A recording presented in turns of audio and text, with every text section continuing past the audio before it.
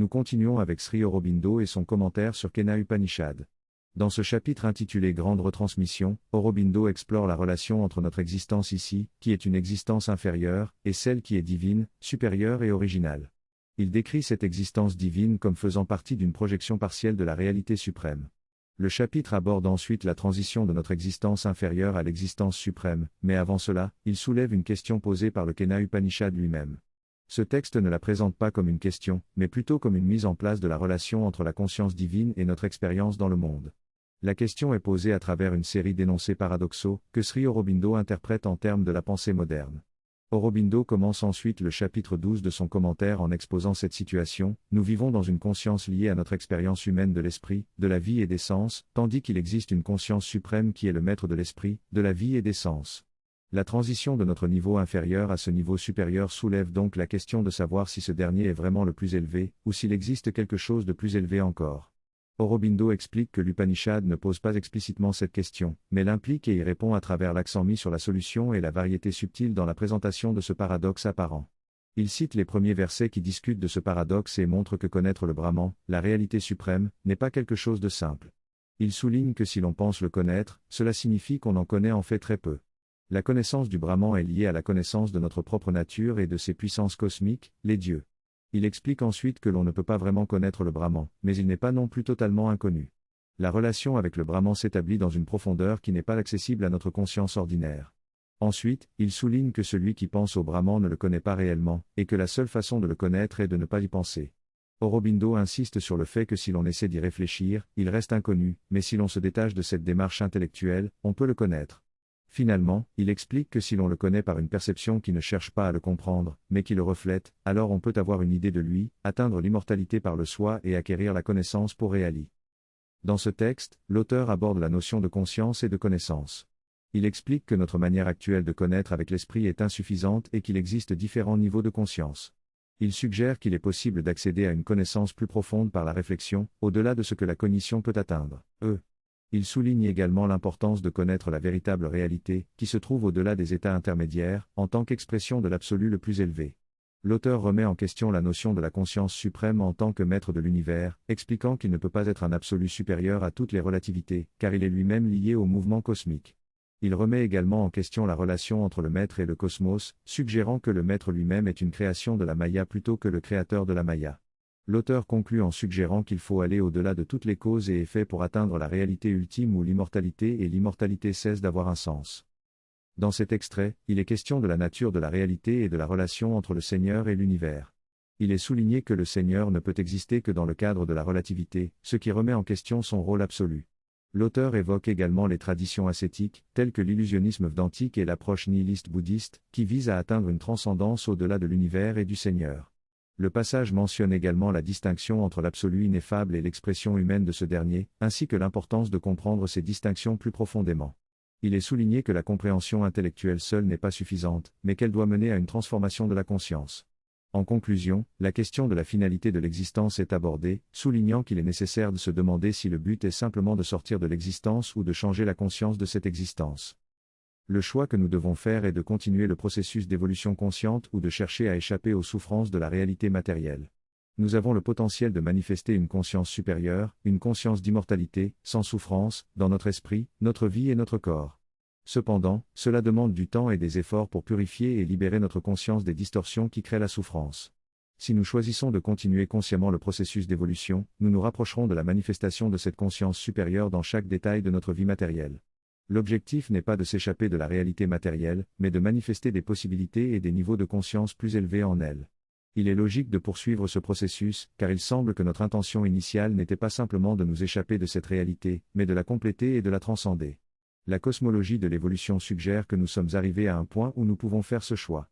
La plupart d'entre nous ne cherchent pas à s'échapper, mais à être dans cette réalité pour pouvoir manifester notre divinité en tant que conscience divine, connaissance divine, pouvoir divin, beauté divine, amour divin et félicité divine. Le cheminement vers cette réalité divine complètement révélée est extraordinaire, et nous nous trouvons maintenant à un moment de transition où nous avons le choix de continuer et de compléter ce processus ou de chercher à nous échapper après avoir suffisamment souffert dans notre éveil. La question est de savoir si nous choisissons quelque chose d'aussi beau lorsqu'il est visible et atteignable devant nous. Au début, il est dit que l'on doit y penser, mais plus tard on nous dit qu'on ne peut pas l'atteindre par la pensée. Les versets semblent donc nous enseigner comment parvenir à cette réalisation. La première étape consiste à y penser, car c'est le seul outil dont nous disposons pour le connaître. Mais il ne faut pas faire l'erreur de croire que nous l'avons compris et que nous l'avons obtenu. Nous devons commencer par penser au Brahman, peut-être de manière philosophique ou métaphysique, mais aussi d'une autre manière, plus intime, lorsque nous pensons à notre bien-aimé. En pensant continuellement au Brahman, nous expérimentons notre propre esprit qui se plonge dans une idée, une qualité de relation, peut-être de dévotion, d'amour, de proximité. Nous pouvons commencer par des objets concrets, puis nous libérer des formes et concevoir l'espace vide, le temps qui se déploie comme étant aussi le Brahman. Plus nous nous enfonçons dans cette pensée, plus elle devient intense et proche de notre cœur. Ainsi, nous développons une intimité avec le Brahman à travers nos pensées, nos sentiments et nos actions. La réalisation du Brahman nous permet de nous connaître nous-mêmes en tant qu'expression de celui-ci, et c'est la connaissance ultime. Ces 5 étapes nous sont révélées dans ces 5 versets. Dans cette section, il est expliqué que selon Sri Aurobindo, la Maya originale dans les Védas est le pouvoir créateur de Brahman.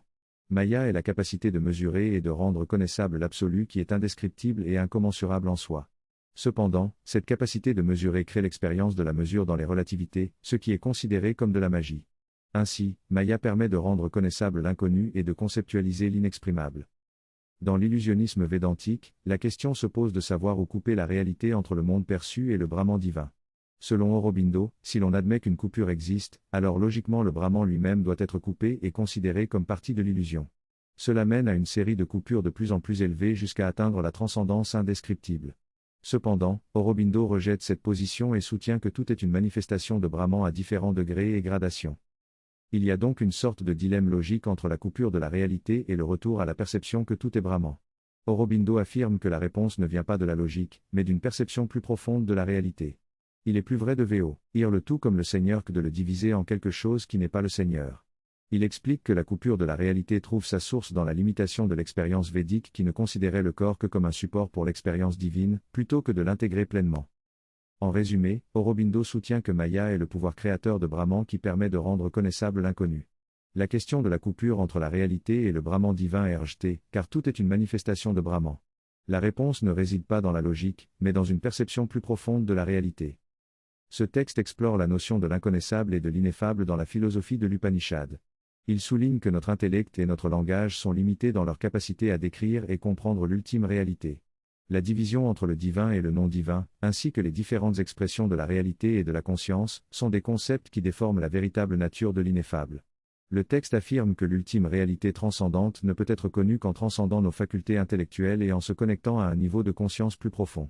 Il souligne que la recherche de la connaissance de l'ineffable est un exercice qui dépasse nos capacités conceptuelles et que la meilleure façon d'approcher cette réalité est de se retirer dans le silence mental et de se connecter avec la pureté de la conscience. Le texte conclut en soulignant que, bien que nous ne puissions pas comprendre pleinement l'ineffable, il est important de chercher à connaître les différentes gradations de la réalité, y compris le pouvoir suprême. Au mieux, vous avez construit avec votre esprit quelque chose de plus élevé que cela ou quelque chose qui a la qualité d'être en harmonie.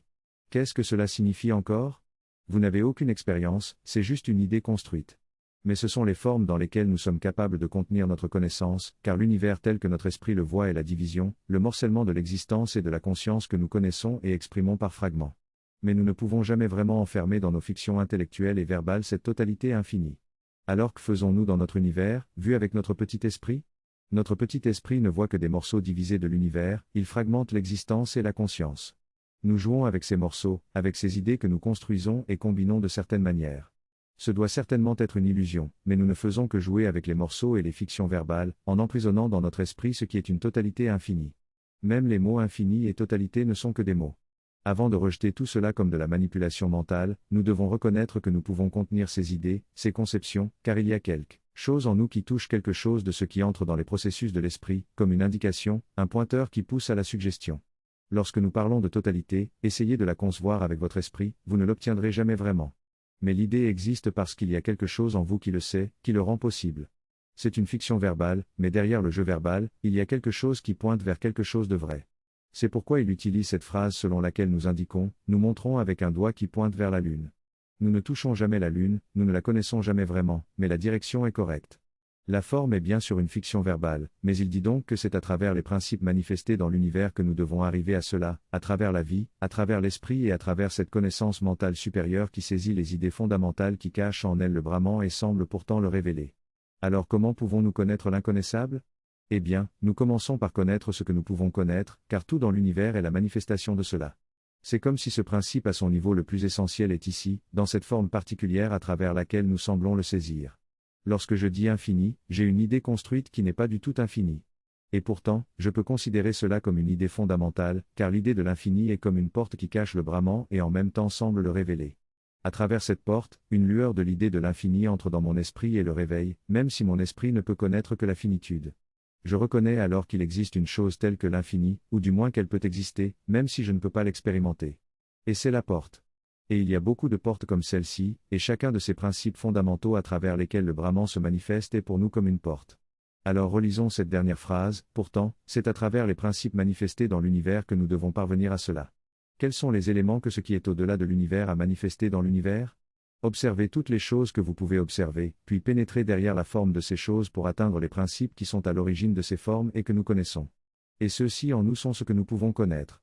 Vous ne pouvez pas connaître l'arbre dans son intégralité, mais vous pouvez vous connaître, et la partie de vous qui est en harmonie avec l'arbre, la partie de vous qui est en harmonie avec tout dans l'univers.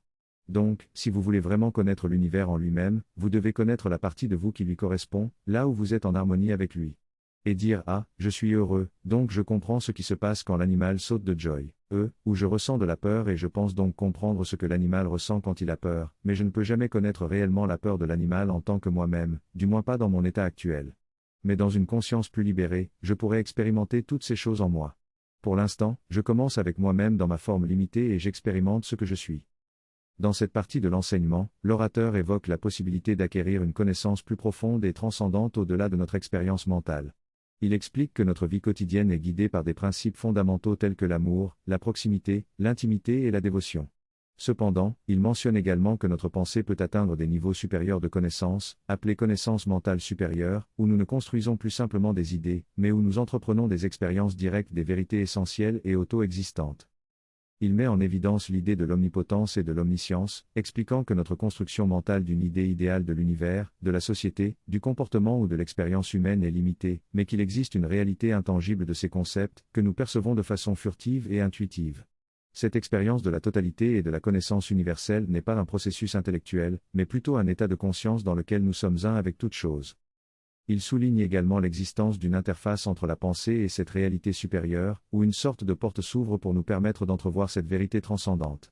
Cependant, il précise que cette compréhension n'est pas complète et que ce qui est véritablement révélé reste caché et inaccessible. L'orateur suggère que nous devons commencer par ce que nous sommes capables de connaître, en acceptant les limites de notre pensée comme point de départ. Cependant, il met en garde contre l'idée de considérer notre compréhension mentale ou supérieure comme une connaissance absolue et complète. Au lieu de cela, il nous invite à utiliser ces connaissances comme des outils pour progresser vers une compréhension plus profonde et transcendante. Il termine en indiquant que cette discussion sera approfondie dans les chapitres ultérieurs et invite les auditeurs à méditer brièvement sur le concept de Brahman, une réalité ultime et universelle.